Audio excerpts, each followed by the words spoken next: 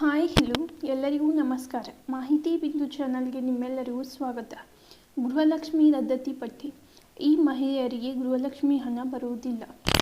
ಈ ಮಾಹಿತಿಯನ್ನು ಪೂರ್ತಿಯಾಗಿ ತಿಳಿಯಲು ವಿಡಿಯೋನ ಕೊನೆ ತನಕ ನೋಡಿ ಹಾಗೂ ಇಷ್ಟ ಆದಲ್ಲಿ ಲೈಕ್, ಶೇರ್, ಸಬ್ಸ್ಕ್ರೈಬ್ ಮಾಡುವುದನ್ನು ಮರಿಬೇಡಿ. ನಮ್ಮ ಚಾನಲ್ನಲ್ಲಿ ನಿಮಗೆ ಖಚಿತವಾದ ಮಾಹಿತಿ ದೊರೆಯುವುದು ಹಾಗೂ ನಿಮಗೆ ಗೊತ್ತಿರದ ಪರಿಚಯವಿಲ್ಲದ ಯೋಜನೆಗಳನ್ನು ನಾವು ನಿಮಗೆ ಪರಿಚಯಿಸಿ ಅದರ ಲಾಭವನ್ನು ನೀವು ಪಡೆದುಕೊಳ್ಳುವ ಹಾಗೆ ನಿಮಗೆ ತಿಳಿಸುತ್ತೇವೆ.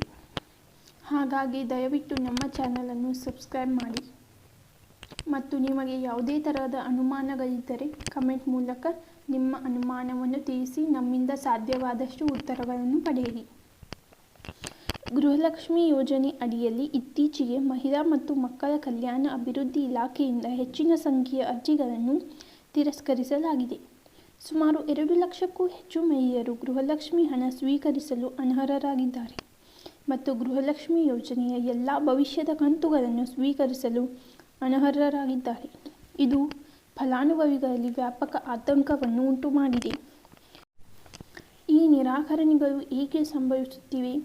ಅನರ್ಹತೆಗೆ ಮುಖ್ಯ ಮಾನದಂಡಗಳು ಮತ್ತು ತಿರಸ್ಕರಿಸಿದ ಪಟ್ಟಿಯಲ್ಲಿ ನಿಮ್ಮ ಹೆಸರು ಇದೆಯೇ ಎಂದು ನೋಡಲು ನಿಮ್ಮ ಗೃಹಲಕ್ಷ್ಮಿ ಅಪ್ಲಿಕೇಶನ್ ಸ್ಥಿತಿಯನ್ನು ನೀವು ಹೇಗೆ ಪರಿಶೀಲಿಸಬಹುದು ಎಂಬುದರ ಕುರಿತು ಈ ವಿಡಿಯೋದಲ್ಲಿ ತಿಳಿಯೋಣ ಬನ್ನಿ. ಗೃಹಲಕ್ಷ್ಮಿ ಅರ್ಜಿ ತಿರಸ್ಕಾರಕ್ಕೆ ಕಾರಣ ಏನೆಂದರೆ, ಮಹಿಳಾ ಮತ್ತು ಮಕ್ಕಳ ಅಭಿವೃದ್ಧಿ ಇಲಾಖೆಯು ಅರ್ಹತಾ ಮಾನದಂಡಗಳನ್ನು ಕಠಿಣಗೊಳಿಸಿದ್ದು, ಗೃಹಲಕ್ಷ್ಮಿ ಯೋಜನೆಯಡಿಯಲ್ಲಿ ನಿಜವಾಗಿಯೂ ಹಣಕಾಸಿನ ನೆರವು ಅಗತ್ಯವಿರುವವರು ಮಾತ್ರ ಗೃಹಲಕ್ಷ್ಮಿ ಹಣ ಪಡೆಯುತ್ತಾರೆ. ಸರ್ಕಾರಿ ಉದ್ಯೋಗ. ಮಹಿಳೆಯರು ಅಥವಾ ಅವರ ಪತಿ ಯಾವುದೇ ರಾಜ್ಯ ಅಥವಾ ಕೇಂದ್ರ ಸರ್ಕಾರಿ ಉದ್ಯೋಗದಲ್ಲಿ ಕೆಲಸ ಮಾಡುತ್ತಿದ್ದರೆ ಅವರು ಯೋಜನೆಗೆ ಅರ್ಹರಲ್ಲ. ಆದಾಯ ತೆರಿಗೆ ಅಥವಾ GST ಪಾವತಿದಾರರು. ಆದಾಯ ತೆರಿಗೆ ಪಾವತಿಸುವವರು ಅಥವಾ GST ಅಡಿಯಲ್ಲಿ ನೋಂದಾಯಿಸಲ್ಪಟ್ಟ ಫಲಾನುಭವಿಗಳನ್ನು ಸಹ ಅನರ್ಹಗೊಳಿಸಲಾಗಿದೆ. ಗೃಹಲಕ್ಷ್ಮಿ ಯೋಜನೆಯು ಕಡಿಮೆ ಆದಾಯದ ಹಿನ್ನೆಲೆಯ ಮಹಿಳೆಯರಿಗೆ ಮೀಸಲಾಗಿದೆ. ಈ ಪರಿಶೀಲನೆಯು ಸುಮಾರು 2 ಲಕ್ಷಕ್ಕೂ ಹೆಚ್ಚು ಅರ್ಜಿಗಳನ್ನು ತಿರಸ್ಕರಿಸಲು ಕಾರಣವಾಯಿತು ಮತ್ತು ಗೃಹಲಕ್ಷ್ಮಿ ಕಂತಿನ ಬಿಡುಗಡೆಯನ್ನು ವಿಳಂಬಗೊಳಿಸಿದೆ. ಗೃಹಲಕ್ಷ್ಮಿ ತಿರಸ್ಕರಿಸಿದ ಪಟ್ಟಿಯನ್ನು ಪರಿಶೀಲಿಸುವುದು ಹೇಗೆ? ನೀವು ಗೃಹಲಕ್ಷ್ಮಿ ಯೋಜನೆಯ ಫಲಾನುಭವಿಯಾಗಿದ್ದರೆ ಮತ್ತು ನಿಮ್ಮ ಅರ್ಜಿಯನ್ನು ತಿರಸ್ಕರಿಸಲಾಗಿದೆಯೇ ಎಂಬುದರ ಬಗ್ಗೆ ಮಾಹಿತಿ ತಿಳಿಯಬೇಕಿದ್ದರೆ, ನಿಮ್ಮ ಪ್ರಸ್ತುತ ಅಪ್ಲಿಕೇಶನ್ ಸ್ಥಿತಿಯನ್ನು ಪರಿಶೀಲಿಸಲು ಹಲವಾರು ಮಾರ್ಗಗಳಿವೆ. ನಿಮ್ಮ ಗೃಹಲಕ್ಷ್ಮಿ ಅರ್ಜಿಯ ಪ್ರಸ್ತುತ ಸ್ಥಿತಿಯನ್ನು ಪರಿಶೀಲಿಸಲು ನೀವು ಈ ಕೆಳಗಿನ ಯಾವುದಾದರೂ ಒಂದು ಕ್ರಮವನ್ನು ಪಾಲಿಸಬಹುದು.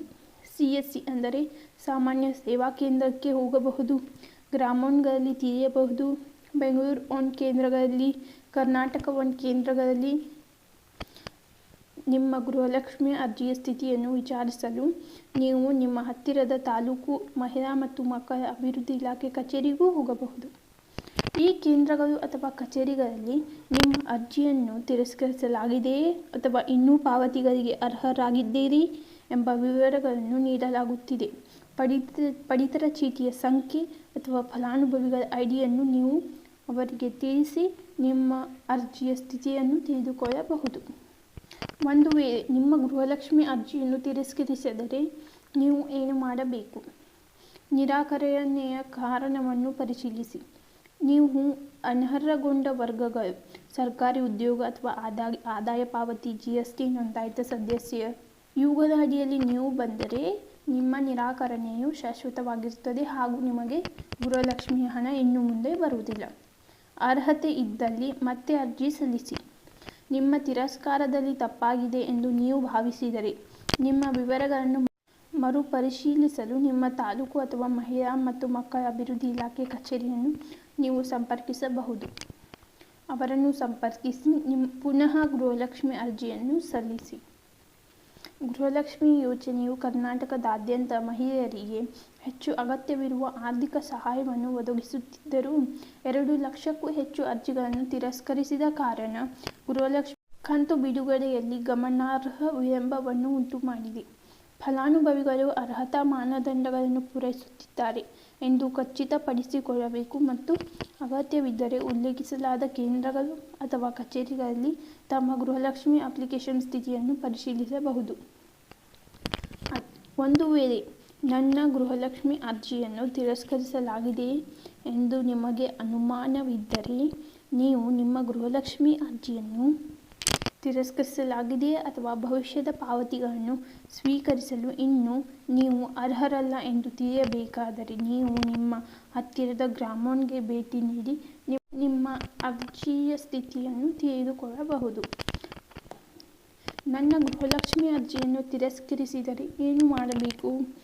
ನೀವು ಆದಾಯ ತೆರಿಗೆ ಅಥವಾ GST ಪಾವತಿದಾರರಾಗಿದ್ದರೆ, ನಿಮ್ಮ ಗೃಹಲಕ್ಷ್ಮಿ ಅರ್ಜಿಯನ್ನು ತಿರಸ್ಕರಿಸಿದರೆ ನೀವು ಏನೂ ಮಾಡಲು ಸಾಧ್ಯವಿಲ್ಲ. ಆದಾಗ್ಯೂ ನೀವು ತೆರಿಗೆ ಪಾವತಿದಾರರಲ್ಲದಿದ್ದರೆ ಅಥವಾ GST ಅಡಿಯಲ್ಲಿ ನೋಂದಾಯಿಸದಿದ್ದರೆ, ನಿಮ್ಮ ಅರ್ಜಿಯನ್ನು ನೀವು ಮರುಸಲ್ಲಿಕೆ ಮಾಡಬಹುದು. ಈ ಮಾಹಿತಿಯಲ್ಲಿ ನಿಮಗೇನಾದರೂ ಅನುಮಾನವಿದ್ದರೆ ನೀವು ಕಮೆಂಟ್ ಮೂಲಕ ನಿಮ್ಮ ಅನುಮಾನವನ್ನು ನಮಗೆ ತಿಳಿಸಬಹುದು ಮತ್ತು ನಿಮ್ಮ ಅನುಮಾನಕ್ಕೆ ಉತ್ತರಗಳನ್ನು ಪಡೆಯಬಹುದು. ವಿಡಿಯೋನ ಕೊನೆ ತನಕ ನೋಡಿದ್ದಕ್ಕೆ ಧನ್ಯವಾದಗಳು ಹಾಗೂ ಸಬ್ಸ್ಕ್ರೈಬ್ ಮಾಡೋದನ್ನು ಮರಿಬೇಡಿ. ಇಷ್ಟ ಆದಲ್ಲಿ ಲೈಕ್ ಮಾಡಿ ಹಾಗೂ ಶೇರ್ ಮಾಡಿ. ಮಾಹಿತಿ ಇಷ್ಟ ಆದಲ್ಲಿ ನಿಮ್ಮ ಗೃಹಲಕ್ಷ್ಮಿ ಸ್ಥಿತಿಯನ್ನು ಕೂಡ